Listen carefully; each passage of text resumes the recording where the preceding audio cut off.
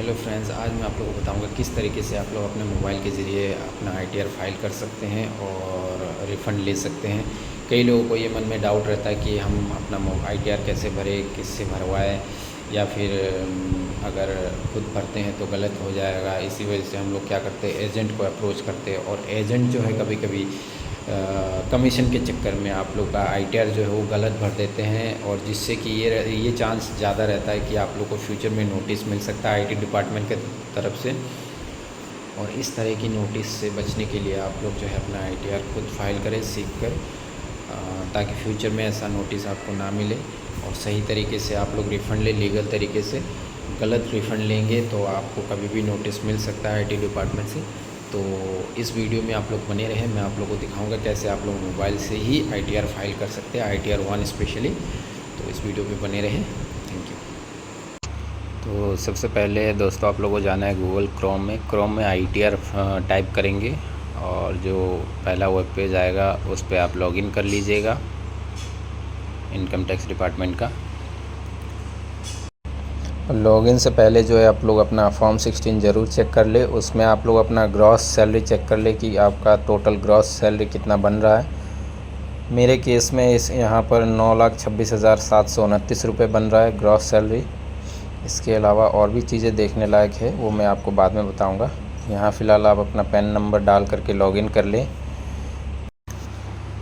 और अगर आप लोगों को लॉगिन पासवर्ड याद नहीं है तो आप लोग उसको रीसेट भी कर सकते हैं।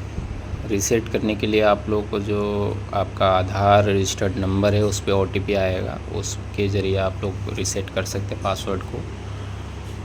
बिल्कुल ही आसान तरीका है, और अगर आप लोग को वो भी तरीका नहीं आता उसके लिए मैं डिटेल वीडियो बना के आप लोगों को बताऊंगा। फ़िलहाल मेरा यहाँ पे लॉगिन हो चुका है। लॉगिन के बाद आप लोग डैशबोर्ड में जाइए, फिर उसके बाद ई फाइल, उसके बाद इनकम टैक्स रिटर्न, फिर उसके बाद फाइल इनकम टैक्स रिटर्न। ये फाइल इनकम टैक्स रिटर्न करते आपको ये विंडो खुलेगा। उसमें आप लोग असेसमेंट ईयर सेलेक्ट कीजिए 25-26, ऑनलाइन मोड सेलेक्ट कीजिए, कंटिन्यू कर दीजिए। यहाँ पे ऑप्शन आएगा resume filing, start new filing. आपको स्टार्ट न्यू फाइलिंग में क्लिक करना है।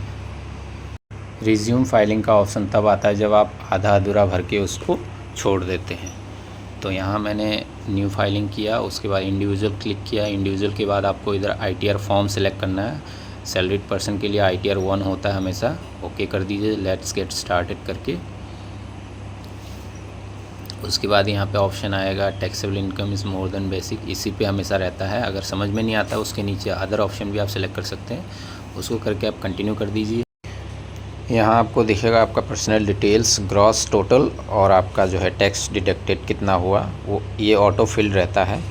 आप लोगों को करना क्या है, सिंपली आपको अपना नेचर ऑफ एम्प्लॉयमेंट सेलेक्ट करना है, सेंट्रल गवर्नमेंट या स्टेट गवर्नमेंट जो भी हो, और फाइल्ड अंडर सेक्शन 139(1) रहेगा क्योंकि आप ड्यू डेट से पहले भर रहे हो। नेक्स्ट आप जो है टैक्स रिजीम चूज़ कर ले, ओल्ड टैक्स रिजीम या न्यू टैक्स रिजीम। न्यू में आपको ओनली एक ही डिडक्शन मिलता है एनपीएस का, बाकी कुछ नहीं मिलेगा। फिर उसके बाद कंफर्म कर दे।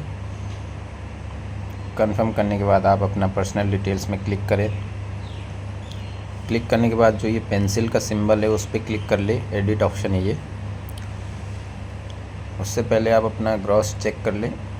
फॉर्म 16 जो आपको प्रोवाइड की गई है एम्प्लॉयर द्वारा, इसमें 9,26,729 जो है आपका ग्रॉस आ रहा है, जो कि ऑटो फील्ड इसमें भी आ जाएगा 9,26,729 रुपये। ये आप लोग देख पा रहे हैं। उसमें 50,000 स्टैंडर्ड डिडक्शन माइनस होकर जो बचा हुआ वो भी आपको दिख जाएगा। इनकम फ्रॉम अदर सोर्सेज जो भी है वो आपको ऑटो फील्ड हो जाएगा। उसके बाद आपको एडिट ऑप्शन में क्लिक करना है। क्लिक करने के बाद आप नीचे आइएगा।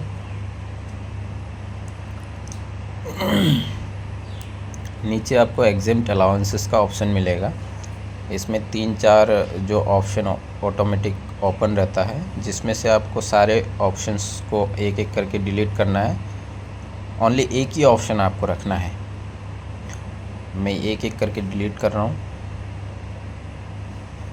1, ये 2, ये 3, 4, ये 5वां मैंने रख लिया सिंगल ऑप्शन। इसमें आप सेलेक्ट कीजिएगा सेक्शन 10(14)(1) एग्जेम्प्ट अलाउंसेस। इसमें जो आपका एप्लीकेबल डिडक्शन है, अलाउंसेस है, ये आपको फॉर्म 16 में मिल जाएगा। अगर नहीं मिल रहा है वो आप खुद भी कैलकुलेट कर सकते हैं। इसका भी तरीका मैं आप लोगों को बताऊंगा। मैंने यहाँ पे एक लमसम अमाउंट लिया एग्ज़ाम्पल के तौर पे। ये करने के बाद आपको कंफर्म कर देना है नीचे।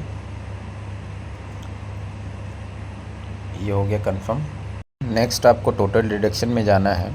टोटल डिडक्शन में आपको सारे सेक्शंस दिख जाएंगे, 80C और 80CCC, 80CCD1 और 80CCD1B, सारे सेक्शंस आपको दिखेंगे इधर।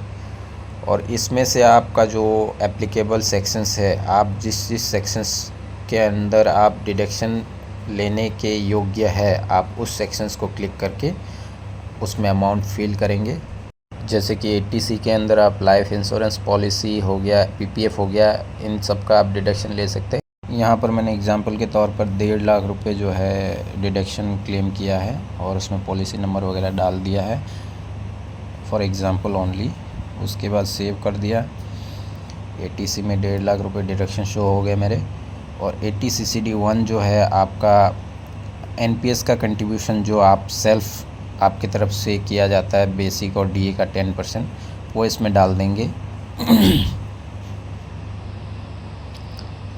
यहाँ पर भी मैंने एक लमसम अमाउंट डाल दिया है, वो आप अपने खुद कैलकुलेट करके उसको एक्यूरेटली अमाउंट निकाल के डालिएगा। इसको सेव कर दिया है। फिर आपको जाना है 80CCD2। ये रहा आगे 80CCD2, जिस पे आपका जो है एम्प्लॉयर का कंट्रीब्यूशन, जो आपका बेसिक और DA का 10% कटता है और एम्प्लॉयर कंट्रीब्यूशन उसका 14% होता है। ये भी आप कैलकुलेट कर लीजिएगा एक्यूरेटली। उसके बाद अमाउंट इस पे डाल दीजिए। मैंने इसमें एक लमसम अमाउंट डाला है एग्जांपल के तौर पे। उसके बाद सेव कर दिया है।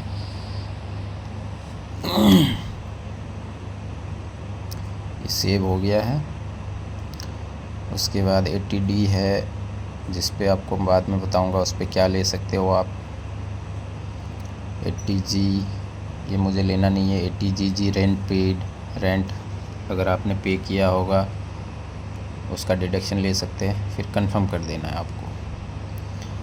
कंफर्म होने के बाद आपको दिख जाएगा आपका टोटल डिडक्शन 2,04,2080। ये आ गया टोटल डिडक्शन। उसके बाद आपका टैक्स पेड आपने कितना किया, टोटल 36,787, ये शो हो गया टैक्स पेड। और ठीक उसी के नीचे आपको दिख रहा होगा टैक्स लायबिलिटी। देखिए आपका टैक्स पेड टोटल 36,787, लायबिलिटी 29,767। यानी कि जो टैक्स पेड है उसमें से अगर आप लायबिलिटी माइनस करते हैं वही आपका रिफ़ंड है। तो इस केस में मैं जो है एक डिडक्शन और लूँगा, जो कि रेंट पेड का डिडक्शन, ताकि ज़्यादा रिफ़ंड मिल सके, वो भी लीगल तरीके से, क्योंकि रेंट पेड जो है वो लीगल ही है। तो रेंट पेड के लिए मैं जाऊंगा 80GG सेक्शन में। 80GG ये रहा 80GG। इसमें आप एडिट में क्लिक करके आप जो है 12 महीने में, मतलब 1 साल में जितना रेंट पेड किया उतना डाल दीजिए। और रेंट पेड में आपका एप्लीकेबल डिडक्शन जो है वो 60,000 का है। ये डाल करके मैंने सेव कर दो, कंफर्म कर दिया। ये रहा नीचे, कंफर्म कर दिया। इसके बाद देखिए आप देख सकते हैं मेरा जो लायबिलिटी और ज़्यादा कम हो गया है, 17,000 लायबिलिटी हो गया है। इसका मतलब जो टैक्स पेड है उसमें से 17,000 अगर लायबिलिटी माइनस करते हैं तो बाकी का जो बचा हुआ वो मेरा रिफ़ंड है। इसमें आप चेक कर लीजिएगा TDS कितना कटा, TDS 36,787 और मेरा लायबिलिटी है 17,287। कंफर्म करके मैं नीचे आऊँगा, आपको दिखाऊँगा उसमें रिफ़ंड कितना बन रहा है। आपको कैलकुलेट होके अपने आप दिख जाएगा।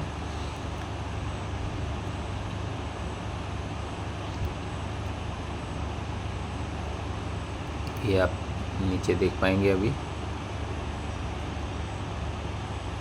टैक्स पेएबल 16,622 रुपये, उसमें सेस लगने के बाद 17,287 और मैंने टैक्स टोटल कितना पे किया है 36,787।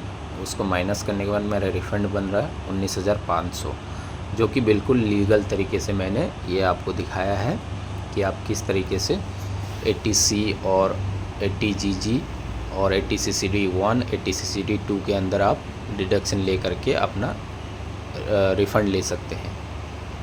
और इसके बाद नेक्स्ट प्रोसेस है प्रोसीड टू वैलिडेशन, मतलब आप इसको फाइनल करके वैलिडेशन के लिए आगे बढ़ते हैं, जिसमें आप अपना प्लेस डालेंगे और फिर प्रोसीड टू वैलिडेशन कर देंगे, फिर प्रीव्यू करेंगे। प्रीव्यू करने के बाद आप फाइनली नीचे आ करके उसको प्रोसीड टू वैलिडेशन में क्लिक करेंगे। उसके बाद प्रोसीड टू वेरिफिकेशन आता है, ये लास्ट स्टेप है। उसके बाद आप ई-वेरीफाई में क्लिक कर दीजिए, कंटिन्यू कीजिए, आपको आधार OTP आएगा, वो इसमें फिल कर दीजिए, सबमिट कर दीजिए, आपका ई-वेरीफिकेशन कंप्लीट हो गया। इसके बाद आपको आपका जो है ITR प्रोसेस होने के बाद आपको अपना रिफ़ंड मिल जाएगा। और इसमें एक इंटरेस्टिंग बात यह है दोस्तों, मैं बताना चाहता हूं कि जो लोग एजेंट के ज़रिए अपना ITR रिफ़ंड करवाते हैं, वो लोग आपको किस तरीके से फुल्ली रिफ़ंड दिलवाते हैं वो मैं आपको बताता हूं। इसमें एक ट्रिक्स है, जो आप एजेंट के ज़रिए भरवाते हैं वो क्या करते हैं, आपका जो ग्रॉस टोटल इनकम है उसमें क्लिक करके एडिट ऑप्शन में जा करके वो लोग आपका जो अलाउंसेस है, जो आपका एप्लीकेबल, जो आप जिसके लिए एंटाइटल है, एलिजिबल है, वो उस अलाउंसेस को अननेसेसरी मतलब ज़्यादा अमाउंट में कन्वर्ट कर देते हैं। जैसे मेरे केस में 55,000 था, मैं इसको आपको ज़्यादा करके दिखाता हूँ, 85,000 कर दिया मैंने, सॉरी हाँ 85,000 कर दिया और उसके बाद सेव कर दिया। सेव करते ही आप लोग देख पाएंगे दोस्तों, मेरा जो है ITR टैक्स पेड जो है उतना का उतना दिख रहा है और नीचे जो है लायबिलिटी 0 हो चुका है।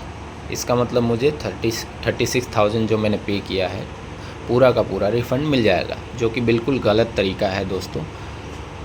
और जो आप जिस एजेंट के थ्रू भरवाते हैं वो इसी तरीके का ट्रिक्स अपनाते हैं और कभी कभी वो ग्रॉस कम कर देते हैं, कभी अलाउंसेस में ज़्यादा दिखा देते हैं, कभी 80C में ज़्यादा दिखा देते हैं और आपको फुल रिफ़ंड दिलाते हैं, जो कि बिल्कुल इल्लीगल तरीका है, जिससे कि आपको फ्यूचर में नोटिस आने की संभावना पूरा 100% रहेगा।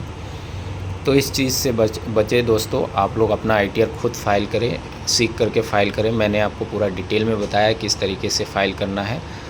आप इसको देख करके सीख करके आप अपना खुद का ITR फाइल करें। और अगर कुछ इसमें डाउट है, अगर आपको कुछ समझ में नहीं आ रहा है तो आप मुझे कमेंट में ज़रूर पूछ सकते हैं। और इस वीडियो के अंत तक बने रहने के लिए आपको बहुत बहुत धन्यवाद। Thank you. जय हिंद।